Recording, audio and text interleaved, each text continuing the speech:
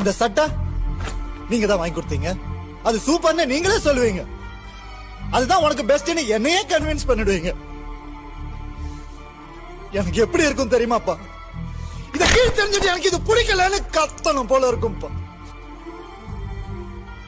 Office அனுப்புவீங்க, நானும் போவேன். ஆனா நான் போறதுக்குள்ள நீங்களே எல்லா வேலையும் செஞ்சு முடிச்சிருவீங்கப்பா.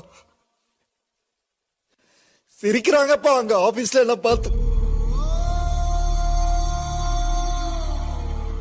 டே சந்தோஷ், வா உட்கார் கேரம் போர்டு ஆடலான்னு சொல்லுவீங்க. நான் ஏதோ ஆடணும்னு நினைப்பேன். நீங்க என்ன ஜெயிக்க வைக்கிறதா நினைச்சுக்கிட்டு, ஹே ஒயிட்ட போடு, பிளாக்க போடு, ரெட்டு ஜாக்கிரதை என் கையை இப்படி புடிச்சுக்கிட்டு ஏட்டத்தை கூட நீங்களே ஆடினா அப்புறம் நான் எதுக்குப்பா ஆடணும்? எல்லாத்தையும் விட சாப்பிடுறது எப்படின்னு கூட சொல்லி கொடுத்தா தொண்டையில இறங்க மாட்டேங்குதுப்பா.